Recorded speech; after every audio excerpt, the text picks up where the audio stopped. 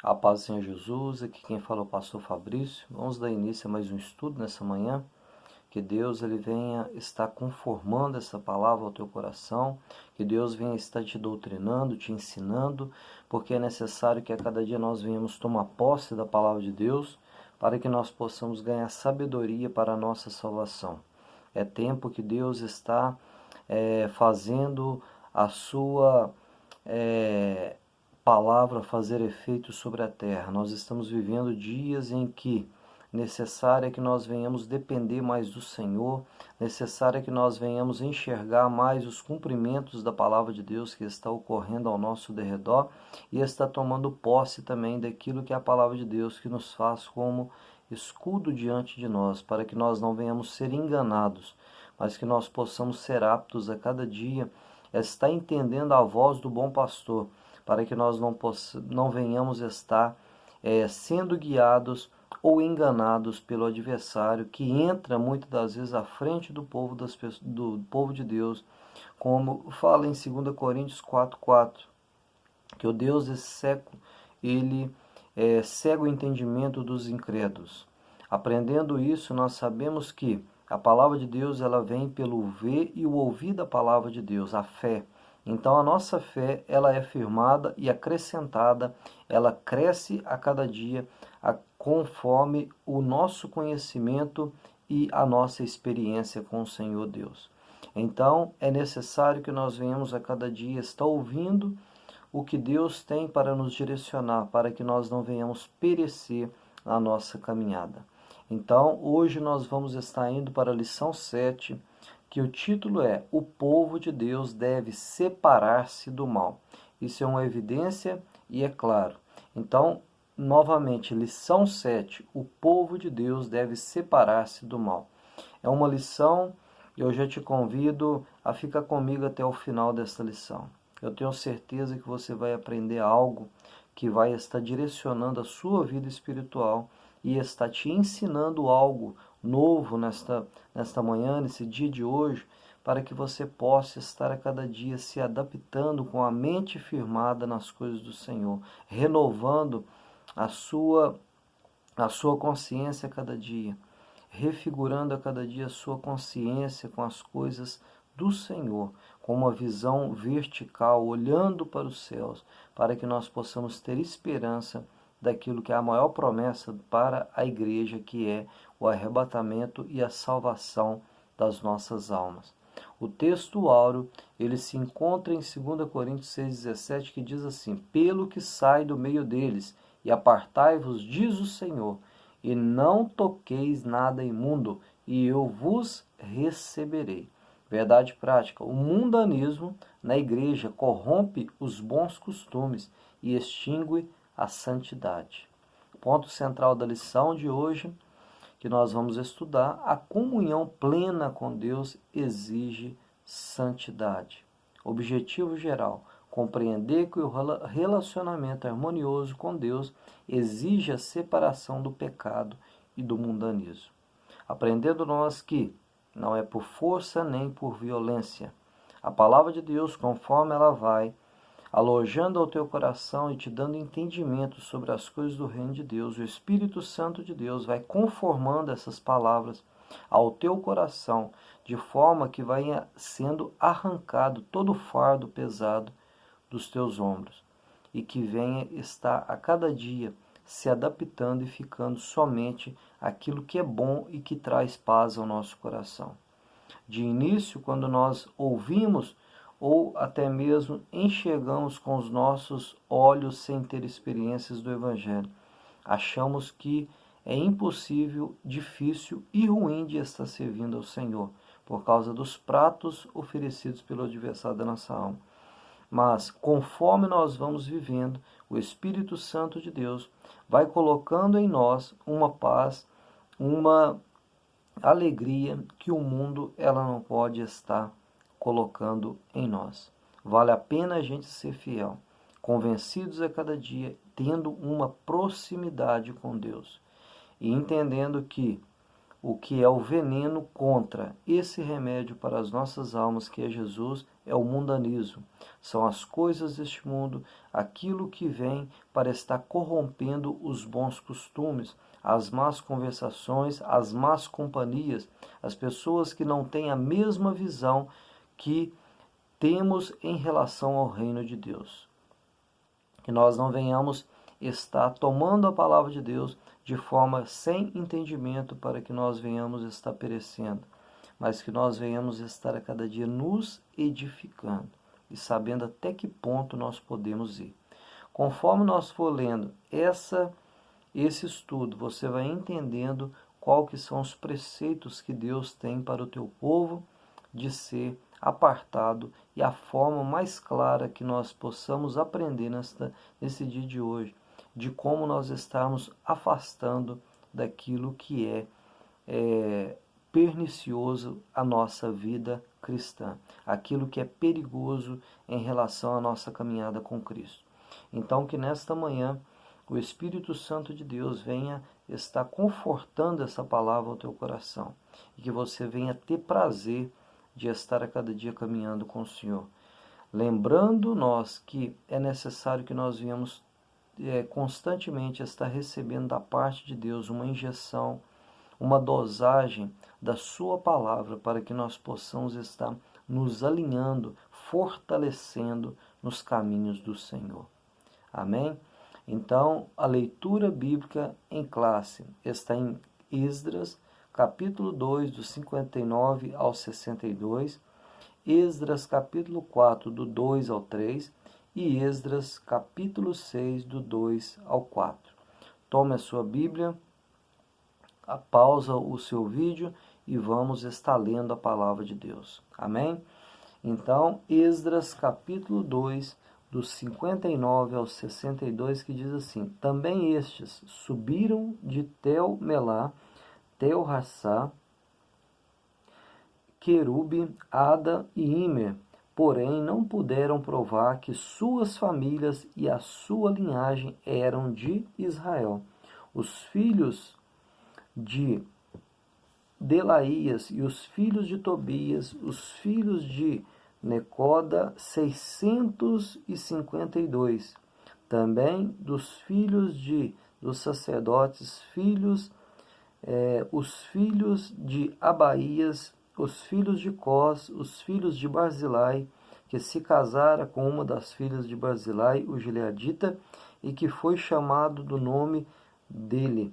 Estes procuraram o seu nome nos registros genealógicos, porém não acharam, pelo que foram tidos por imundos para o sacerdócio.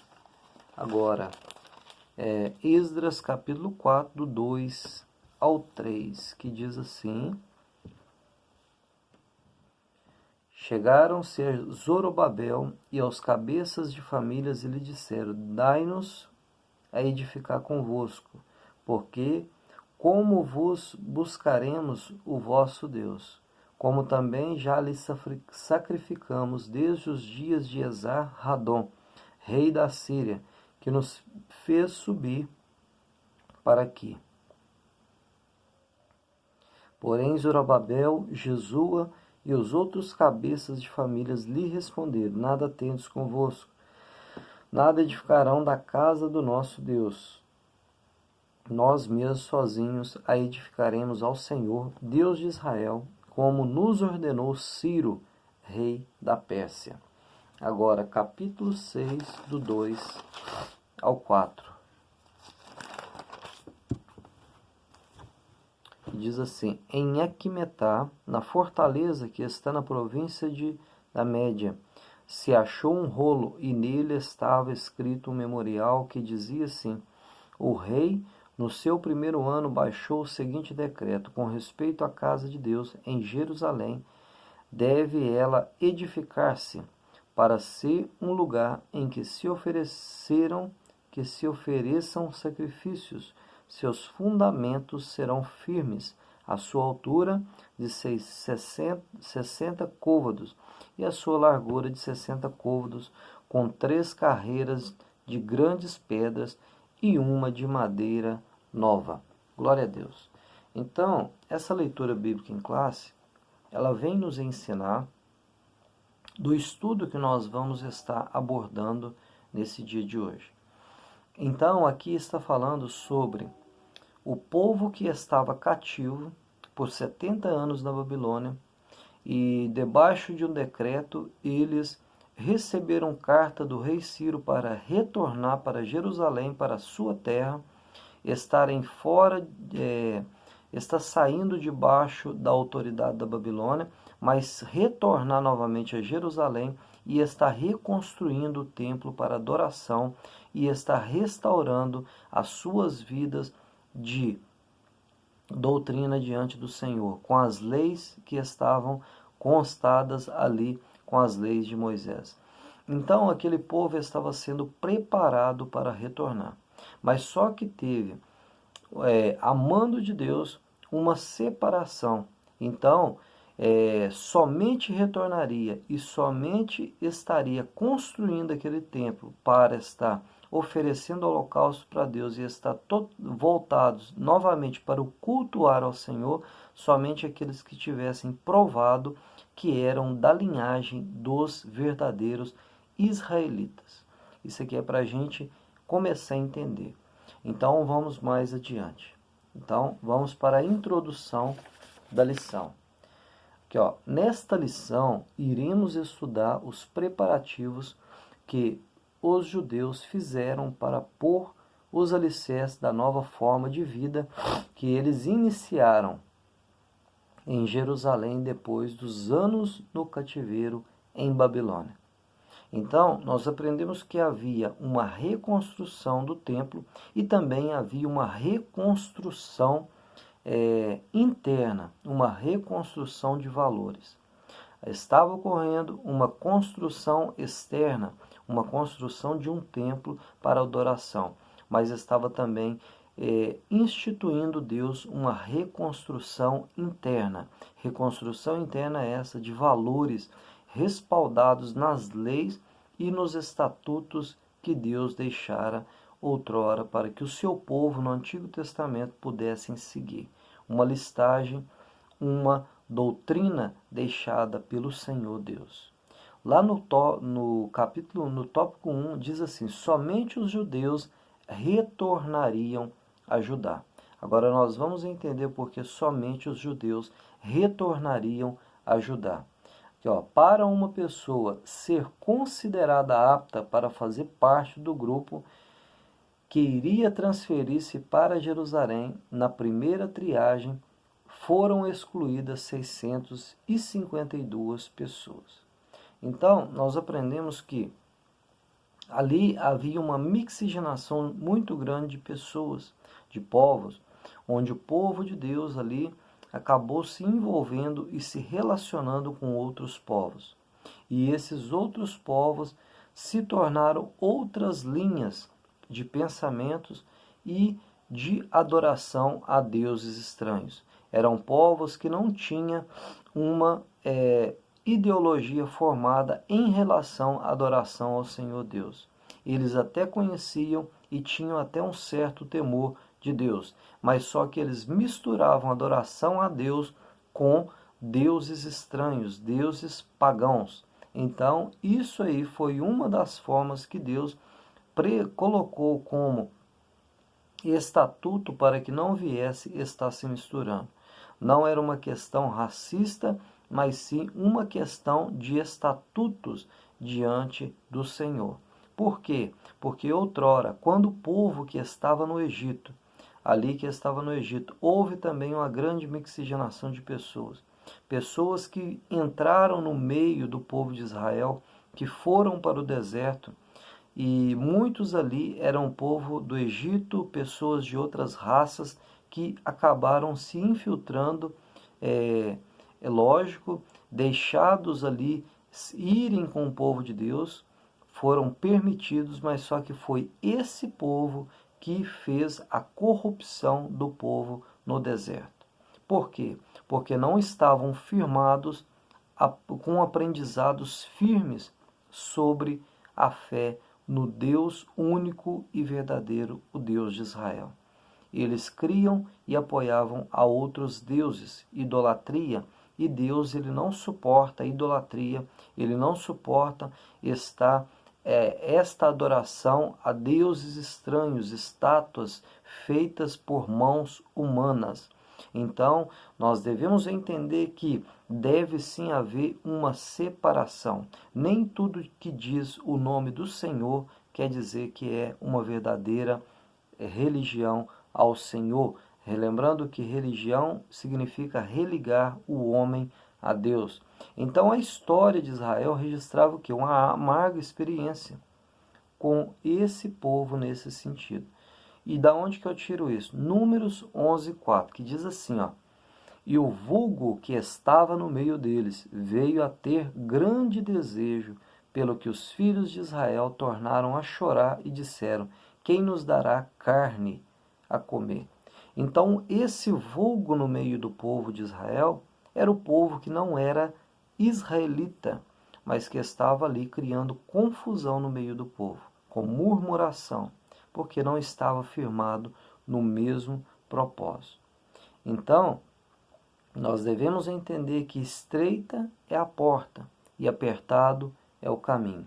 Então, que leva à vida, como diz lá em Mateus 7:14. Nós devemos entender que não é lucro, e sim grave prejuízo alguém querer facilitar a entrada para a porta das ovelhas, misturar mundanismo, misturar coisas que não provêm do Senhor com as coisas do Senhor. Isso não pode acontecer, porque o próprio Jesus disse: necessário é nascer de novo. Então, se não teve um verdadeiro encontro com o Senhor Jesus, ao invés de estar edificando, vai estar desmoronando a obra do Senhor, colocando interesses próprios, e isso pode acarretar um evangelho falso que vai estar confundindo, desorientando e está atrapalhando o caminho para o povo de Deus trilhar. Por quê? Por causa de doutrinas falsas, de pessoas que não têm o espírito de perseverança, o espírito correto que está respaldado nas palavras do Senhor Jesus, a sã doutrina. Então, ali o povo foi feito uma triagem. Para nós entendermos, era um povo que era todo tipo de povo, era uma escória do povo da Síria, onde o rei da Síria ali enviou esse povo. Só que esse povo era um povo problemático. Lá no tópico 2, os judeus não aceitaram a ajuda dos samaritanos. Quem eram os samaritanos? Agora nós vamos aprender quem eram esses samaritanos. Os samaritanos eram uma mistura de gente, como eu disse.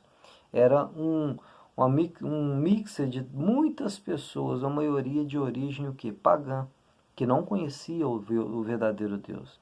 Então, amando do rei da Síria, naqueles tempos, ele tipo que tirou o povo que dava problema, que era escória no meio do reino da Síria, e mandou para uma cidade que se chamava Samaria, e ali foi instituído todo tipo de pessoas com margem duvidosa, pessoas que eram pessoas que davam problema, pessoas problemáticas, que não se adequavam às leis, pessoas que estavam fora de estar debaixo de uma autoridade, eram pessoas que fugiam das margens da autoridade imposta.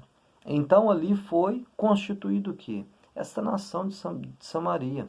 E os samaritanos era essa mistura de todo tipo de raça, de assírios e tudo, com pessoas que eram judeus, israelitas do Reino do Norte, que ali se acabaram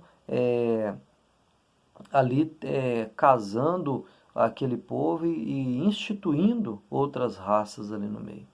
Então era um povo que era totalmente misturado. Então quem que era esse povo? A palavra de Deus nos fala que depois que o rei da Síria enviou esse povo para Samaria, o rei da Síria também enviou sacerdotes. Sacerdotes que pregavam a palavra do evangelho genuíno que era de Israel, para aplicar a lei do Senhor. Então esses sacerdotes eles foram e aplicaram a palavra para aquele povo. Só que esse povo era o povo que tinha um temor de Deus, do Deus de Israel, mas só que serviam a outros deuses. Ou seja, era um povo que ouviu a palavra de Deus, mas sacrificava os seus filhos no altar de Moloque, ou seja, queimavam como oferta viva para um deus chamado Moloque, que é o próprio demônio, o próprio Satanás. Então, como que nós podemos estar nos assimilando com pessoas que, às vezes até mesmo, dizem que professam e que se dizem cristãos, mas que oferecem rituais, que oferecem reverência a outros deuses? Então nós devemos entender que Deus, desde o início, ele aparta o teu povo, ele separa o teu povo. Então não tem comunhão a luz com as trevas. Nós devemos entender que essas fronteiras elas não podem ser abertas, porque essas fronteiras são impostas por Deus. Então, se nós estamos em Cristo, nova criatura nós somos. Então nós não devemos mais nos assimilar com aquilo que é corrompido, porque se não são amigos de Deus, se não estão na visão de Deus, se não querem servir somente a Deus, eles também não podem estar no nosso meio. E isso não é uma situação, uma questão racial ou racista ou imparcial ou de maldade, mas só que se começarmos a nos influenciar, deixar entrar na mesma linha de pensamento, a corrupção vai estar brotando e vai estar corroendo os bons costumes. É um zelo de Deus nos apartar daquilo que é profano. Então, aquele que é santo, que se santifique mais. Aquele que é imundo, que se suje mais. Então, os samaritanos, eles não tinham o quê? Compromisso. Eram pessoas que até mesmo professavam, mas não tinham compromisso com a obra do Senhor. Então, até mesmo para nós colocarmos no nosso ciclo de amizade pessoas, é necessário que nós venhamos também entender da onde vem, o que fazem, o que pensam e se adoram o mesmo Deus do que nós, para que nós possamos também fazer uma triagem. Porque não adianta nós termos compromisso com a obra de Deus, mas estamos andando com aqueles que não têm nenhum compromisso e ao invés de estar trazendo compromisso e aprendizado para a obra de Deus, colocam somente confusão. Para quê? Para estar recebendo também as regalias e a bondade de Deus. Então nós temos que nos atentar para essas coisas. Então, se não tem compromisso, nós não temos que estar nos aparelhando com um jugo desigual, porque o jugo desigual, ele não vem da parte de Deus. Deus nos fala para nos afastar do jugo desigual. Lá no subtópico 2 fala assim: os samaritanos ofereceram cooperação aos judeus. Segundo Pedro 3,17 fala assim, vós, portanto, amados, sabendo isto, de antemão guardai-vos, de que pelo engano dos homens abomináveis sejais juntamente arrebatados e descaiais da vossa firmeza. Então, os samaritanos, mais uma vez, primeiro eles ofereceram o quê? Ajuda. Só que ali não foi aceito. Então, aqui nesse momento aqui, os samaritanos oferecem cooperação aos judeus. Então, os samaritanos eles ofereceram ajuda, mas os judeus recusaram. Essa é uma atitude que é bíblica. Lá em Tito 3,10 fala assim, ao homem herege depois de uma ou outra admoestação, evitam. Então, os samaritanos eram um povo que queria ajudar o povo de Israel, mas só que não tinham compromisso e não tinham a mesma visão. Então, essa ajuda viria somente para estar corrompendo os bons costumes, e foi uma lei deixada pelo Senhor, porque Deus não queria que se misturasse novamente, porque a primeira experiência foi amarga, quando o povo que estava misturado no meio do povo israelita, ali contribuiu grandemente para a murmuração do povo de Israel diante de Deus, como quem estava como líder era Moisés. Então aquele povo perdeu a entrada na terra prometida por causa da murmuração ali, influenciados por aqueles que não eram israelitas.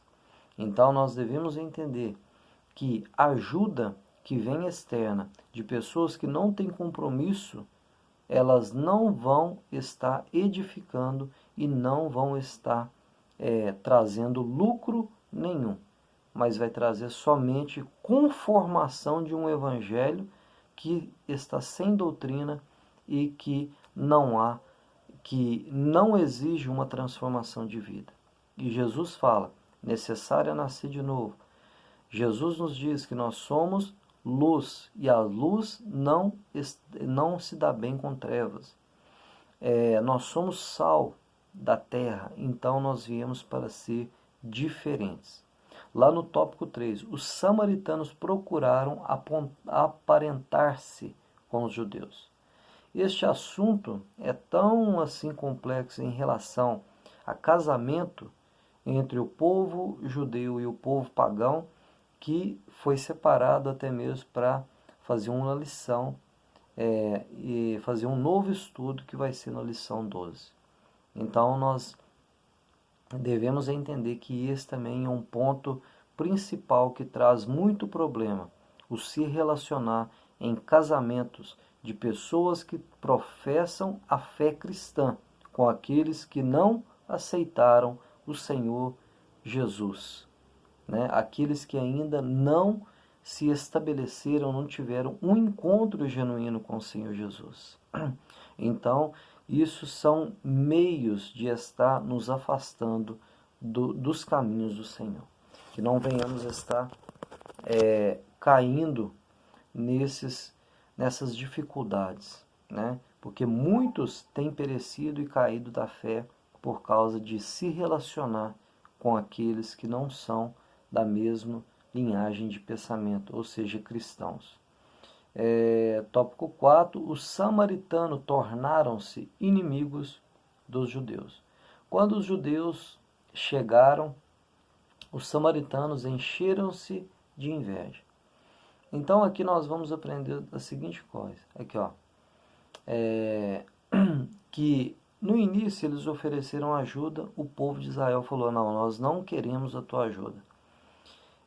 No segundo tópico eles disseram, então vamos, né, aparentar-se com vocês. Não, vocês também não podem estar casando, se influenciando e nem mesmo se relacionando com o nosso povo, porque Deus não o quer assim, para que não venha estar se adaptando no nosso meio, né,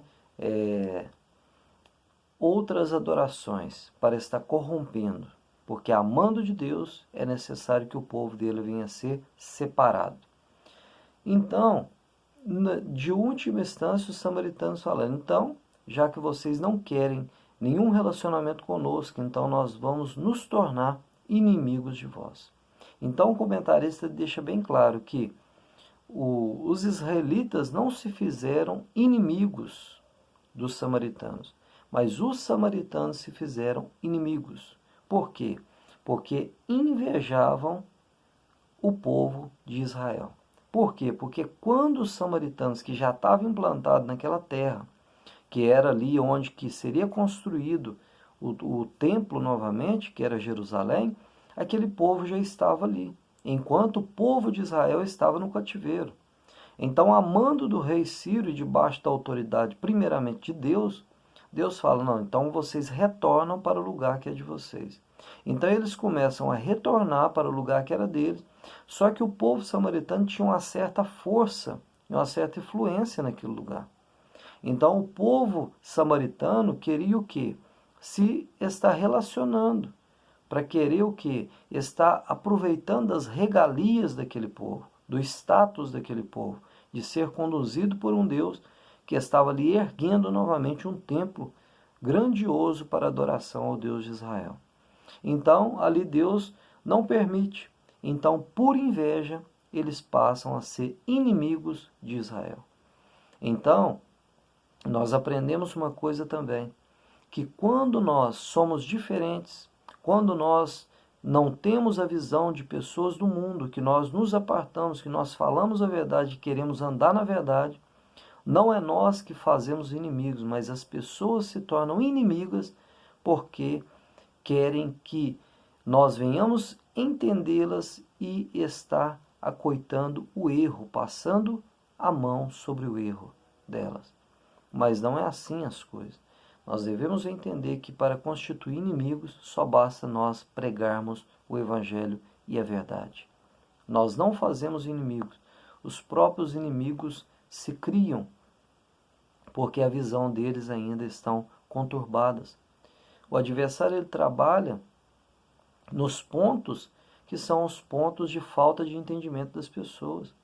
Então eles passam a atribuir sobre nós os sentimentos deles e passam até mesmo constituindo ódio, porque não há o mesmo tipo de pensamento e não tem como ser, porque não nasceram de novo. Então quem nasceu de novo tem uma nova visão, e a nova visão é que nós somos peregrinos em uma terra que nós não fazemos parte. Nós estamos aqui de passagem. E a nossa missão aqui é somente estar direcionando pessoas para voltarem para casa. É isso que muitos não entendem e muitos estão perecendo. Então, lá no tópico 3, fala assim: Deus exige santidade do seu povo. Em toda a história do povo de Deus, observa-se que ele, para manifestar-se no meio do seu povo, exige plena santidade. Então é necessário, para que Deus venha se manifestar, caminhar no nosso meio, é necessário que a santidade seja a nossa preparação de estarmos presenciando e vendo o mover de Deus no nosso meio e na nossa vida. Então, se nós queremos algo da parte de Deus, que nós queremos uma vitória da parte de Deus, é algo que nós devemos entender que santificação é o caminho e que nada cai dos céus de mão beijada sem que nós venhamos tocar verdadeiramente na virtude do Senhor. E para tocar na virtude do Senhor, para que venha sair virtude, é necessário nós estarmos dentro da vontade do Senhor. E o arrependimento e a santidade é a marca do cristão. Então, lá no subtópico 1, retornando do cativeiro, Israel separou-se do mal. Por isso, a bênção de Deus os acompanhou e eles conseguiram concluir a construção do templo e reconheceram que Deus fizera esta obra. Então, todas aquelas instruções que o povo de Deus aplicou anteriormente gerou para eles o que? Vitória. Então Deus falou com eles: não aceita a construção do templo com a ajuda dos samaritanos. Eles não aceitaram. Não aceita aparentar-se com eles. Eles não aceitaram. Então, a separação que eles fizeram e a santificação deles de não estar mais se influenciando com deuses pagãos fizeram eles conseguir terminar a obra do templo. E naquele momento todos reconheceram que foi Deus que fizera aquela obra. Então é necessário nós apartarmos daquilo que nos prende. Então, quando Josué se preparou para passar o Jordão, ele disse ao povo: santificai-vos, porque amanhã fará o Senhor maravilhas no meio de vós. Então, quando ali Josué se preparava para estar atravessando o rio Jordão, Deus falou: então santifica, porque a santificação fará vocês atravessar. Porque Deus, ele exige de nós uma santificação. Subtópico 3, o anjo do Senhor visita o acampamento israelita. Antes de iniciar a conquista de Canaã, Josué recebeu a visita de um anjo. Josué então lhe perguntou: que diz meu Senhor ao seu servo? E as primeiras palavras daquele anjo, que foi: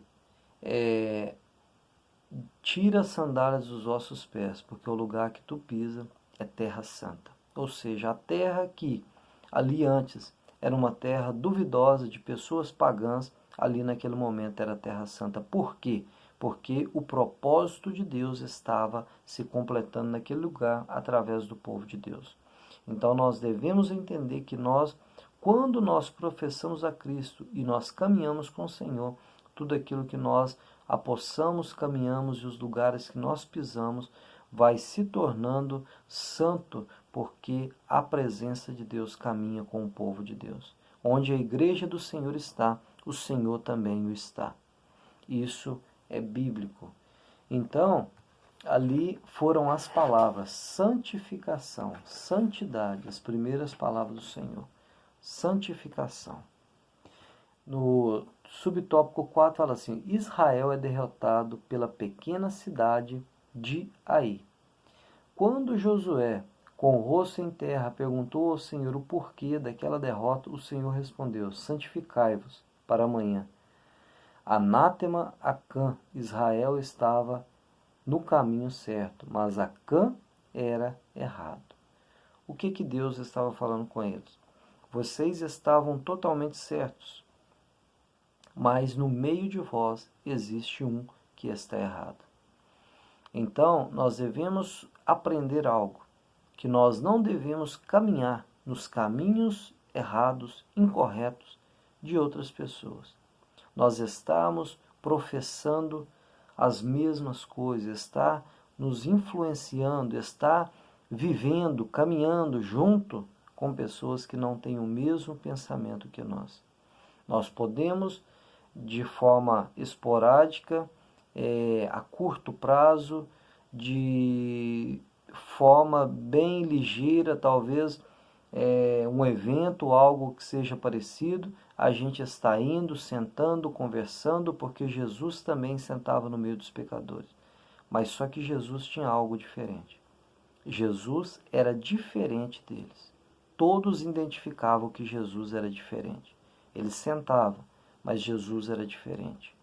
Então nós devemos entender que, de forma rápida, não como estilo de vida, ainda é entendido, mas só que nós nos colocarmos no caminho dos pecadores que não professam a Cristo como Senhor e Salvador, nós estamos nos corrompendo dos nossos bons costumes. Aí tem uma outra situação. E se a pessoa também querer caminhar conosco, querer estar habitando o nosso lar, querer estar dentro do nosso ciclo de amizade, querer estar caminhando conosco, indo para a igreja conosco, até então nada há de problema nisso. Mas se a pessoa também não quiser nada com o Senhor, também é necessário que nós venhamos o quê? Está nos afastando. Por quê? Porque Acã, ele ali naquele momento, ele era o que trouxe todo o problema para Israel.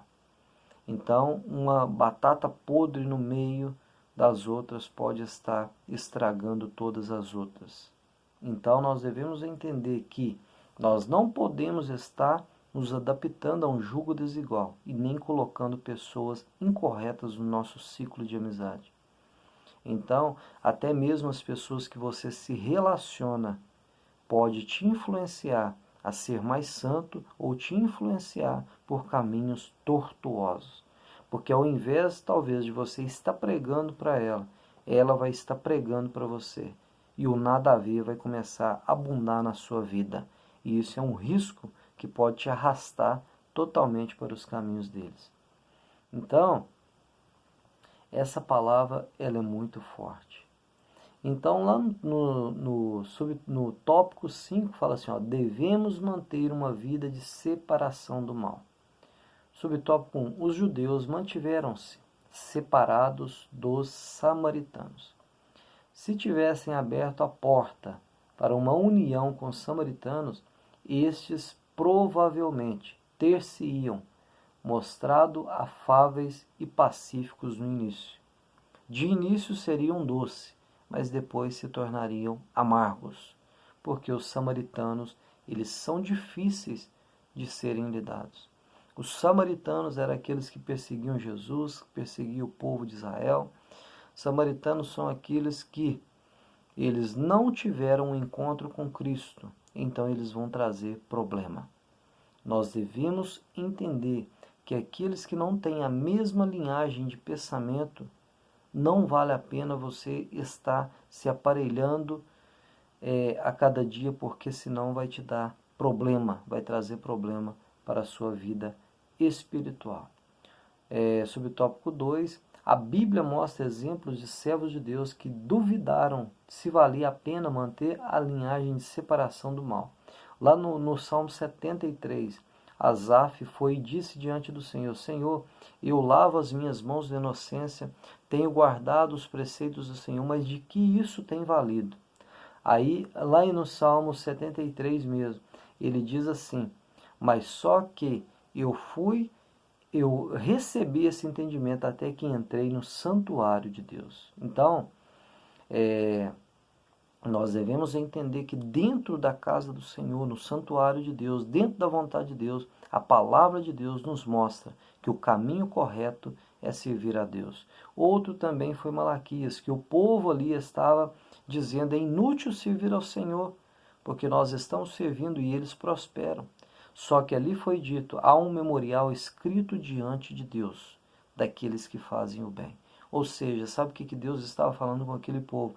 Tanto na situação de Asaf e de Malaquias, o final deles será condenação, e o final de vós será a coroa da vida. Então vale a pena nós sermos fiéis, porque aqueles que caminham por caminhos tortuosos, infelizmente, eles estão caminhando para o caminho da morte eterna.